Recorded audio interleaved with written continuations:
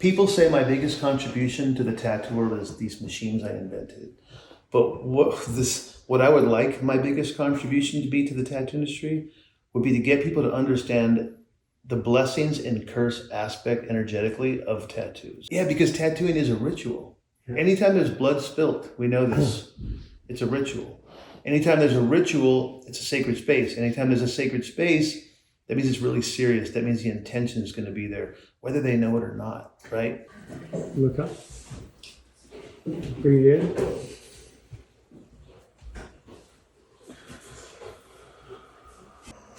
Say, I feel safe and protected in my body. I feel safe and protected in my body. Thank you, Mother. Thank you, Mother, for all that you brought me. for all that you brought me. I'm detaching from you now. Detaching from you now, so that I can be a part of why I came here. so that I could be a part of why I came here.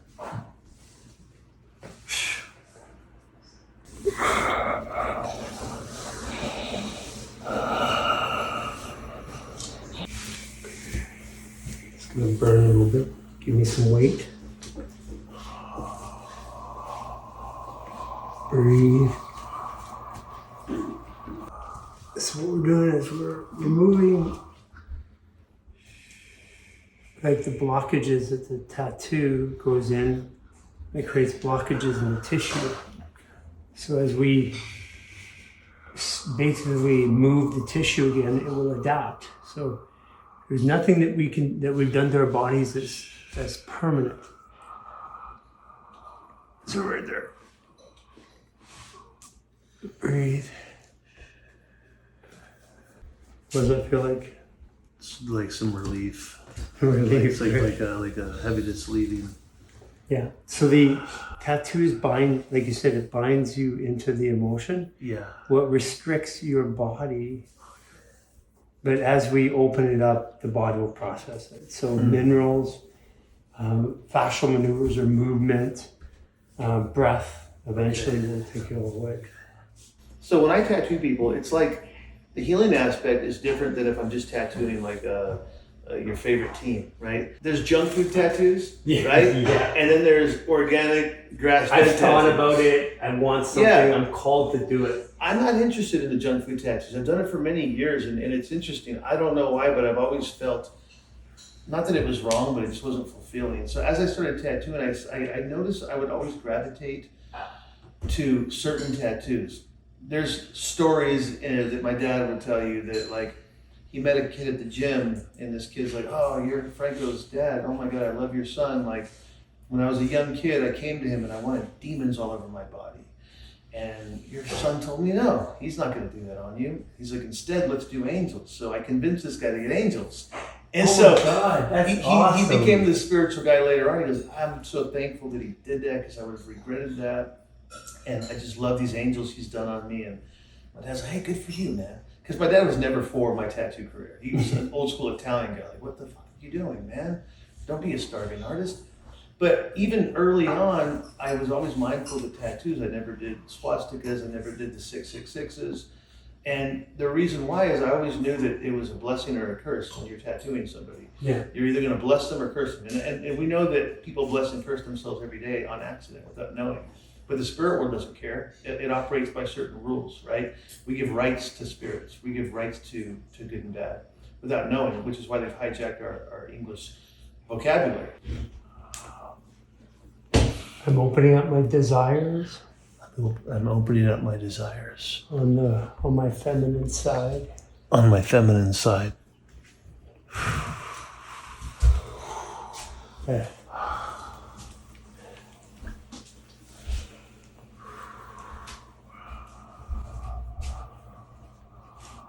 So what the tattoo does mechanically is it blocks the flow of subcutaneous tissue or fascial tissue. When we do this, what we're going to do is reestablish the flow,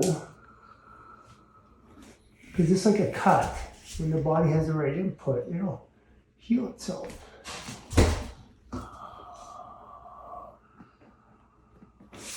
There it goes. this tattoo's a phoenix. Do you feel any it's a phoenix. Yeah, it's the phoenix rising. So the phoenix rises and it's on your left side, it's your heart. Okay, it's interesting you say that. So the story of it, you see how he's blind? Yes. Where he's holding a heart and the heart sees. So basically the phoenix is rising so that you can see with your heart, not your eyes. Exactly, that was my intention. That's exactly what it was. So that's what your body would say. Oh. Whew. I was going to say I don't care about pain, I have tattoos, but that is painful. Whew. Wow. This is more stagnant and this is more open. Flowing, yeah. Yeah. So we're opening up the flow. Give me a little of, let me turn this way. Okay. Breathe. You got it. You're safe. Breathe. That might have been the most painful thing I've ever experienced in my life. Oh, it's like a nerve or something. How's it feel now? Open. Really good that I'm not doing it. That too. There's a sense of responsibility a tattoo artist should have. And early on I felt that. But as I've gravitated to 20 years in the business and 30 years in the business, where I'm at now, it's like I don't tattoo for money anymore. It's more like, I'll give you an example. Some priest sought me out. He's just like, you need to be the one that tattoos me. I'm at this abbey over here, and I can't believe I talked to the main abbey, and he's going to let me get the St. Michael tattoo. And I've researched everybody, and you're the one. It has to be you. And turns out this guy's like this miracle worker. Every time he would come to the shop, he would perform some kind of miracle. It was so crazy. It was like the wildest thing. I won't get into the stories. Maybe we'll talk about it later because it's fascinating. But Father Vianney is his name. So he writes me this long poetic email. And it was so brilliant, this email. It's so touching. I showed it to like some of my coworkers. And they're like, you got to meet this guy. So I meet him. I'm like, I'm not going to charge you. Like, this is just a gift from you serving God and mankind. It's for you. Yeah. But these are the tattoos. So I did the St. Michael tattoo on him. Then he brings me this St. Michael, or he brings me this Pope Leo the 13th card. It's a St. Michael prayer. And he's telling me all about this saint, not saint, but this Pope Leo the 13th, Papa Pecci. He said, this is a good Pope, this Pope right here. He was around for the Black Plague, and St. Michael visited him, and he wrote this prayer, and I just felt him called to give it to you. And I'm kind of getting the chills, because I'm like, why'd you give that to me? I was just called to give this to you. I still have it, it's a postcard. I'm like, well, I'm his sixth cousin. I'm Papa Pecci's sixth cousin. My grandma used to always, I'm not Catholic, but my grandma used to brag about, I'm fourth cousins with Papa, it was a family thing. I'm fourth cousins with Papa Pecci. My dad was 6 and 5 and I'm 6, we're 6. And so that's why we named our studio the Vatican, and my other brand Bishop, and my last name Vescovi means bishop when you translate it to English. And then I always find St. Michael things. It's like, oh my God, everywhere I go, there's this theme. I had some energy worker come to my studio one day, and he's like, I feel St. Michael vibes on you. And I'm like, it's interesting you say that. I have a tattoo right here of him. Now what you do is breathe, and yeah, right there. Imagine that there's yellow. Breathe in. It's going from the front to the back. Breathe in yellow. There it is. Say, I accept my feelings and emotions. I accept my feelings and emotions. As a part of me. As a part of me. I'm observing them. I'm observing them. Now.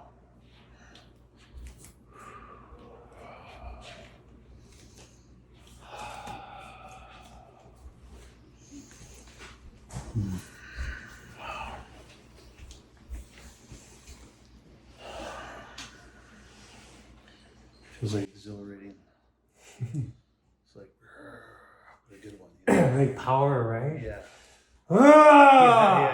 Yeah. Yeah. Like more of my energy. It's like breaking out of your body. So the tattoos cause a constriction in the body. And then as we move the body through fascial maneuvers, which we're just advancing for you, but you can do this all yourself, you start to open up these layers, and then you start to feel the flow of energy again, because what they're doing is they're blocking a flow in the fascia. Okay. And breathe. Breathe. Breathe. There it goes. There's a little pop that happened too. Okay, let's go for a walk. Okay. That's Mom's portrait right there. Oh yeah. Okay, and Brett, I want you to twist his waist. Say, forgive me, Mother, Forgive me, Mother, for holding resentment. for holding resentment. I'm letting it go now. I'm letting it go now. Whew. I want to know what you're feeling too, just from this. Yeah, well, for me, I feel the connection and flow to life. So as I feel the flow to life, it just charges me. Like we go to events and we'll touch 300 people at the event. Yeah. And I used to get all drained, and now I get all charged. Because you transmute it Yeah. naturally. Yeah. I felt that like on some of the first walks, it was like, felt like a different walk. Yeah. Yeah. More natural. Definitely more natural for sure. Okay, so let's get the head and help the hips. Yeah. Okay, bring your shoulder to your ear. The shoulder. The other one. And bring it higher and breathe.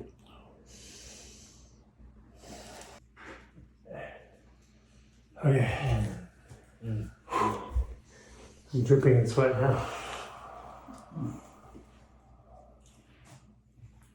So in your body, you're holding the weight and the emotions of all of these people that you've actually worked with. Yeah. Yeah. I've taken on their pain. Yeah, and you're transmuting it right now. That's what we're doing today. So I had this weird download. I feel like my mother's using you to deliver energy to me. Yeah. Yes. Like I just feel like, even though I know it's your wife touching me, I'm like, I just like, oh, it's my mother's touch. Yeah. When I saw her face, She's when in I the first met you. Yeah. Mom, Okay, hands at the waist. Good. There you go. you got it. This is the blockage point that we were talking about. Breathe.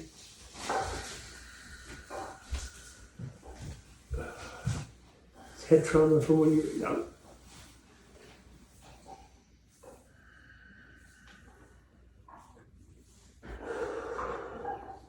Okay. So when you're young, you get hit in the back of the head. Okay. See, like purple. Yeah. Purple is reconnecting of your pineal gland. Your sense. Okay. Go for a walk when you're ready.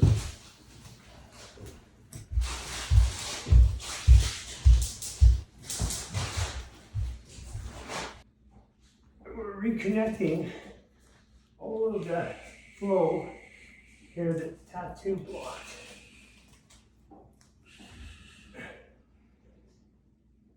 Oh, there it goes. Oof. How does it feel to you when you feel the release? Is it just like It's a flow of energy. Feels like fluid moving, a flow of energy. How's it feel to you? like a release of energy? Yeah. A release of stuck energy. Okay, walk and see how that feels. Yeah. Almost psychedelic. Like a microdose. Yeah, well, technically it is psychedelic.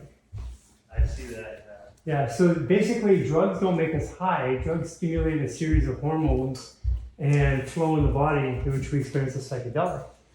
Drugs are just stimulating our body to do it. They don't make us do it. There's other ways. Our body does it, yeah. Yeah. Whenever I sensed somebody didn't know what they wanted, I wouldn't do it. And that's really what it was. Fair statement. So when someone said, I want my neighborhood on my stomach, and I'd say, he really wants that. He's not going anywhere. This guy's sold to this, right? But yeah, anytime I would sense, like my friend Nick, that wanted all these demons on him, he didn't even know what he was asking for. He didn't understand the energetic imprint that would have been detrimental to his health and spiritual health and his life force if I did that. So you understand spelling? Yeah. Yeah. So if the content is if all my thoughts are tattooed on my body, Yeah. What would they be?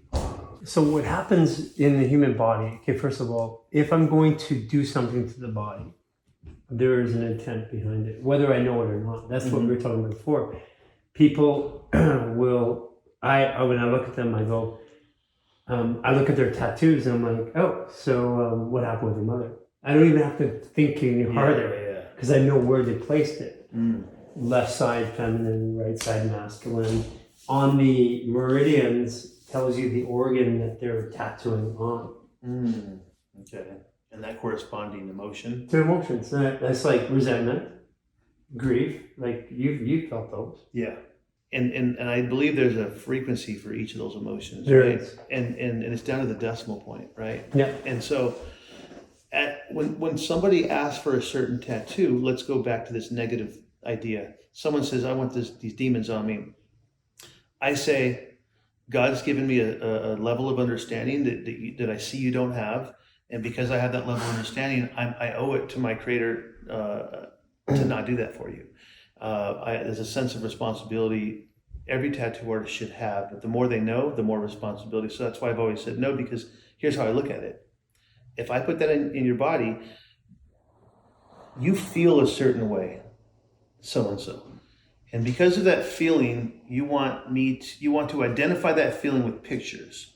And so you search for pictures that identify that, and it's demons that are going, because that's how you feel. These are things that are like, I'm understanding right away. And I'm thinking like, if I do that on you, I'm locking you in. This is where it gets interesting. I'm locking you into that frequency that God doesn't want you to stay on. We're here to elevate the frequency. Right. So if I lock you into that frequency, here's where it gets crazy.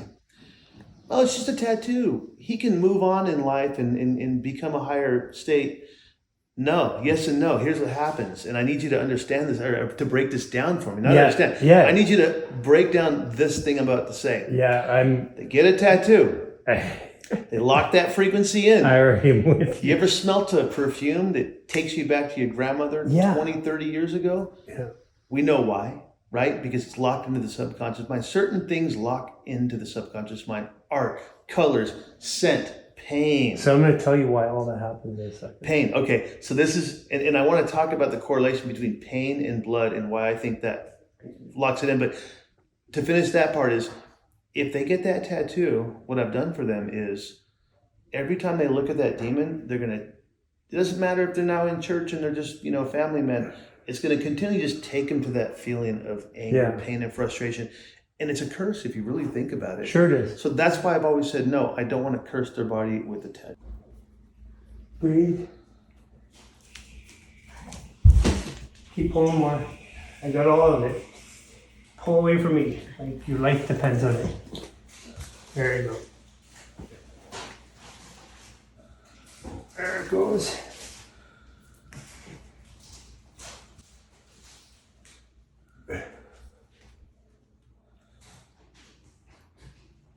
Okay. Okay, this is super funny. She's funny. She's funny, yeah. So I don't ever take a break from doing this, but somebody told me to go to the kitchen. And I got a fork and I ate spaghetti noodles out of the thing. And then it was like something like you and pasta and the spaghetti from your mom, and it's making me laugh, and she's funny. So like I said, we were poor growing up, so my mother would make spaghetti like 3 nights a week. Yeah. And then we'd have it for leftovers. Yeah. It's like we would make spaghetti tacos, burritos, Yeah. because it was just a cheap thing to make. Yeah, it's easy, yeah. So it's definitely a spaghetti. Spaghetti, I like spaghetti on sandwiches or cheese. I still like it. Yeah. Still, So like, I that was literally good. went and ate spaghetti. I know, just thinking back, I was like, no, come on, baby. Do I ever do that? No, Very that's funny. that's And that's Can you go for a she's lot? making me laugh. that's a big story in our family. That's just Spaghetti, so funny. mom's spaghetti. There you go. That's your message. Feels pretty good right now, right? Yeah.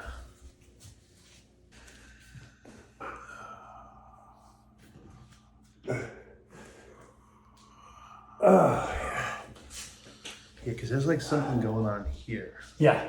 Thanks. That's because For it's your years. solar plexus. For years. It's your emotions. Yeah, I'm always touching myself there, Yeah. setting myself energy there. Turn your head up. You breathe. You're just naturally doing stuff. And as we unblock your crystal, open up your fascia again, you'll know, you'll have an inner knowing of why you do everything. Definitely like a psychedelic feeling. I feel the same as like half a gram. Yeah. Keep going. So I've always known that pain puts you in a state that we're all supposed to be in, which is the now. Yeah. Because you can't escape pain, right? So pain keeps you in the now. You can't daydream about something like when you're in some pain, especially with a tattoo and a needle. So I always knew there was some correlation, and I think you're helping me put it together, is there's a correlation between the pain of the tattoo that's forcing them to deal with the reason why they're getting this tattoo. Correct. And so in a way, they don't even really know that they've turned the tattoo artist into their psychologist. They have. And and so say I'm doing a portrait of someone that lost like a son, and I'm tattooing them and they're getting really emotional. But yet they weren't emotional the day before at the supermarket, right? Because we're going into a comparison of they're not in the now. They're oranges, bread, what do I need? They're not in the now, right? Right. But the tattoo process is painful. Yeah. It locks them into the now.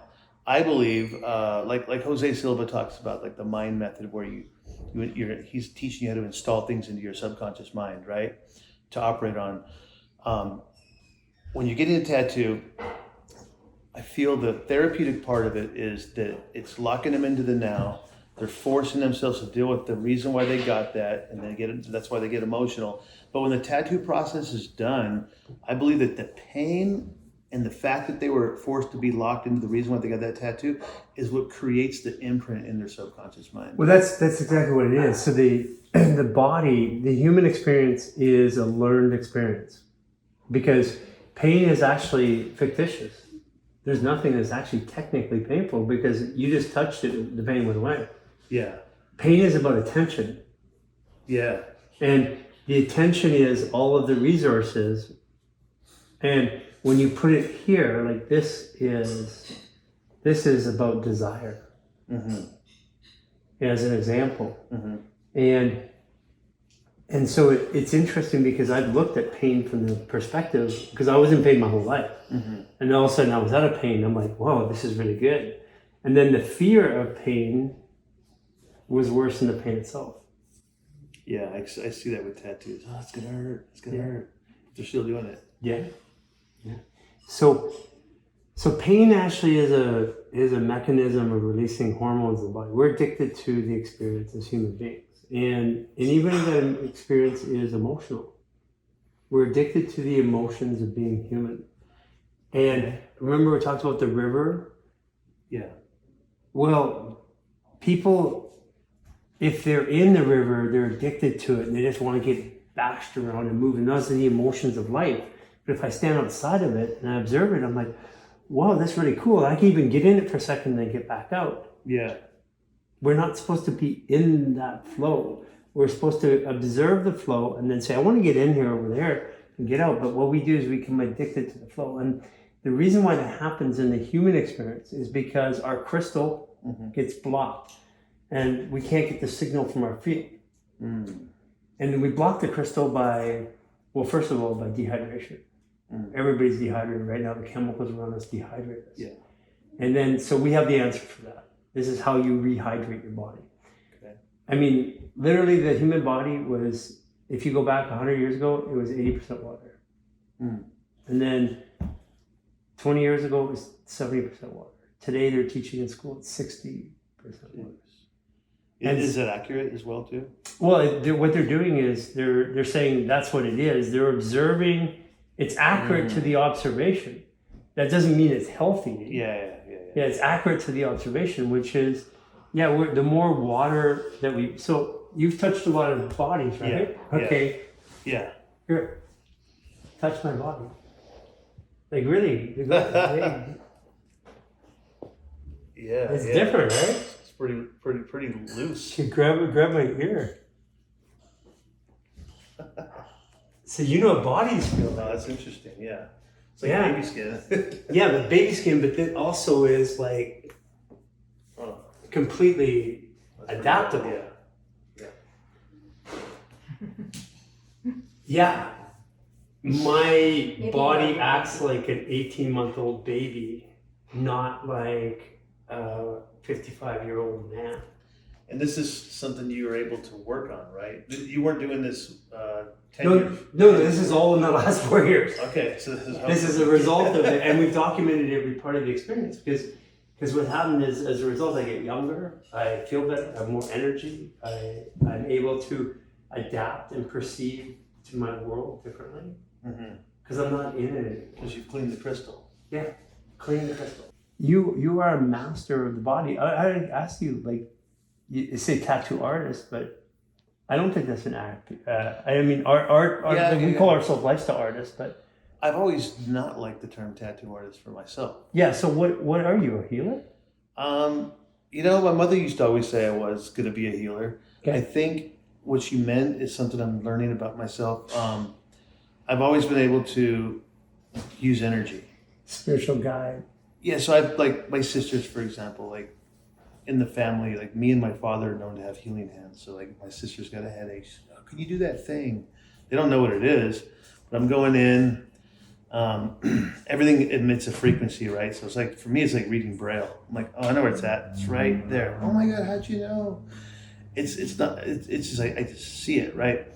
So I think that's why I started tattooing, because every time I would tattoo somebody, I would send them healing energy, or I found myself counseling them through the process. You're a spiritual guide. So another way to call it is you're an earth angel. Earth angel. And I've got royally screwed too because of this, you know? Like, I've opened myself up to bad people that were just takers and stuff, and that was back when I didn't understand. But that's the education. Yeah, I don't regret any of it. So my big question is, are they craving therapy more than the tattoo and they just don't know it? Well, so I guess we're defining their craving. We're trying to define what that outcome is. We're naming the outcome. Yeah. But what they're craving is a resolution to an emotion. Yeah. Now, if we call it a therapy, if we call it an addiction, if we call it a mutilation, whatever it is, those are different ways of solving an emotion. Mm-hmm. That's all it is. And when you put it on the body, you start to block pathways. Let's see what it looks like. Thank you, dear. Ah, beautiful energy. She is actually very humorous, known to be too. Yeah. Okay, you ready? Yeah. Okay. You get taller. That's pretty cool. Yeah. Yeah. It's You're like between this area you like squat here. through. Yeah. Oh yeah. I feel that. I felt that. I felt that when you took that picture. I felt that. This new picture, I felt this. Yeah, Like, I so- wasn't needing to like try to do it. So here's the real artwork of it. So take a look at your face. Like if you were to categorize the emotion, the thoughts, the I can person, see it. what do you? Much brighter, more dead, more alive. Yeah, more alive. Yeah. And then I just isolate the face. Oh yeah. That's exactly what I felt. Going in, it was just Bright like, eyes. and now it's like, yeah. Yeah, it's pretty cool, eh? That is pretty cool.